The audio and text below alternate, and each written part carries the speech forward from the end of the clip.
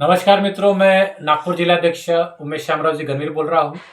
मैं प्रहार संगठन में काफ़ी दिनों से काम कर रहा हूँ और इस बार मुझे बच्चू भाव ने जिलाध्यक्ष का पद दिए और ये पद मिलने के बाद हमारे शहर अध्यक्ष धर्मजी पड़वार और सभी सभासदों ने मिलकर आज हमने एक बच्चू भाव के हाथ के नीचे बहुत सारा काम किया है। कई लोगों का हमने फायदा करा के दिया है।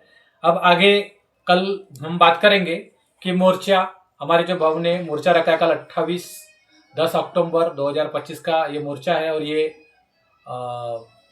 परसोड़ी गांव में पुट्टीवाली रोड पर है। अभी इस मोर्चे की क्या आवश्यकता थी?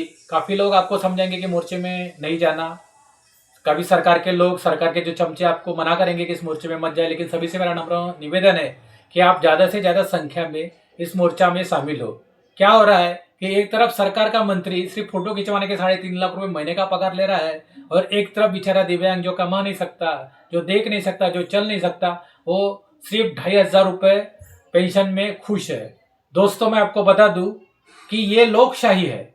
लोकशाही में जनता का पेमेंट ये मंत्रियों से ज़्यादा होना चाहिए था, तभी ये मंत्री को दबा के रख सकते हैं। लेकिन यह हो उल्टा रहा है। ये मंत्री महीने के भाषण देने के 3.5 लाख रुपए महीना कमा रहा है और यहाँ पर हमारा दिव्यांग, खेत मजदूर और ऐसे कई कामगार है जो सिर्फ 100 रुपये रोज में 12 घंटे, कभी कभी तो 24 घंटे काम करते हैं, फिर भी उनको उतना पेमेंट नहीं मिलता। इनके खाने पीने के लाले हैं।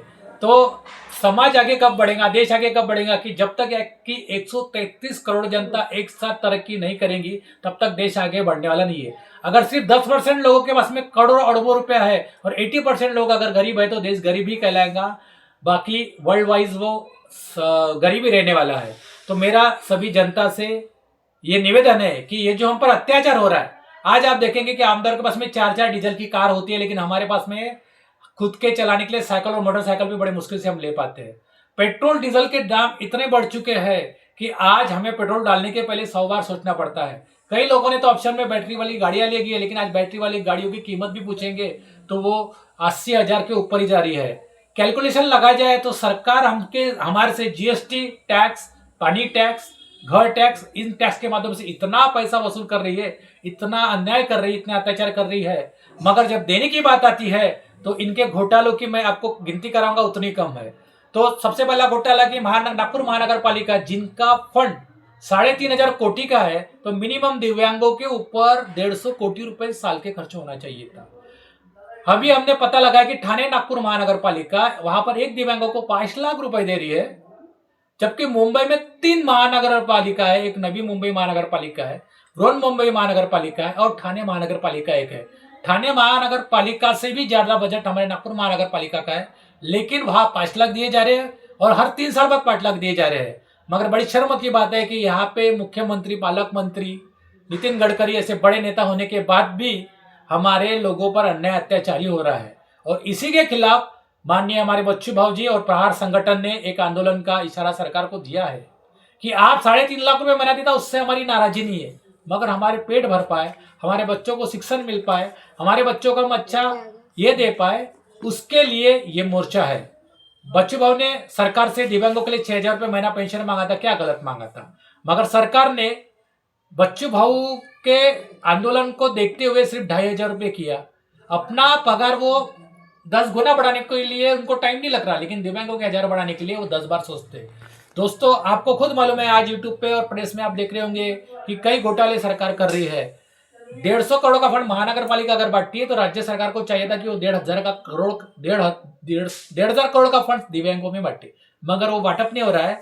अभी 5-6 साल बाद हमने देखा कि ये नागपुर शारीरिक शिक्षण विभाग में नागपुर विभाग के जिले के दिव्यांगों को ई रिक्शा वगैरह वाटअप किया गया है।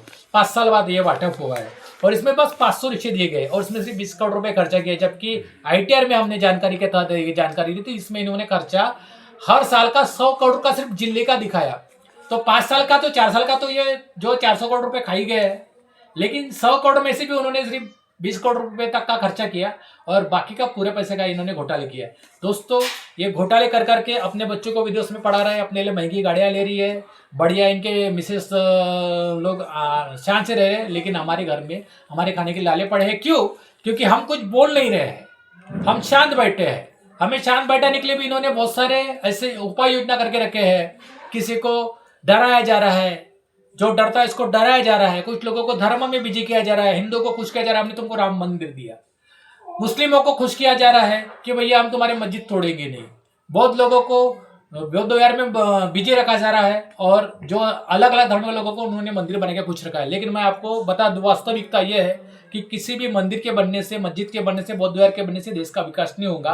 तो देश का विकास अगर आपको करना है तो उद्योग, नौकरी कर कर जो लोग आगे बढ़ेंगे, इसी से देश का विकास होगा। जब तक इस देश का नागरिक, हर व्यक्ति पेट भर के पैसा नहीं कमाता, तब तक देश का विकास होने वाला नहीं है। तो आज मेरा सभी दिव्यांग लोगों से, खेत मजदूर से, सभी कामगार से मेरा नम्र निवेदन है कि आप ज्यादा से ज्यादा संख्या में मोर्चे में शामिल हो, अपने लिए, अपने बच्चों के लिए और आने वाली पीढ़ी के भविष्य के लिए। आज आपको प्रहार को सपोर्ट करना ही पड़ेगा, क्योंकि आपने देखा होगा कि ये बीजेपी सरकारें किसी की सुनने वाली नहीं है। इनके राज्य में कई अत्याचार हो गए। अरे आज मैं आपको उदाहरण दूंगा कि सोनम वांगचुक जैसा जो व्यक्ति है लेह लद्दाख में, जिन्होंने पूरे देश के लोगों को शिक्षित किया है, सेनाओं के लिए उन्होंने वार्म ये लगाया है, यानी वो रूम बनाया है कि जहाँ पे सेना के लोगों को गर्मी ठंडी ना लगे। तो ऐसे व्यक्ति को, जो साइंटिस्ट है, शिक्षक है, रोजगार दे रहा है जनता को, और विदेशों से भी फंडिंग ला रहा है ताकि यहाँ पे एक अच्छी शिक्षा दे पाए, एक अच्छी इंजीनियरिंग लोगों को दे पाए, ऐसे व्यक्ति को आज देशद्रोह के केस में जेल में बीजेपी सरकार डालती है।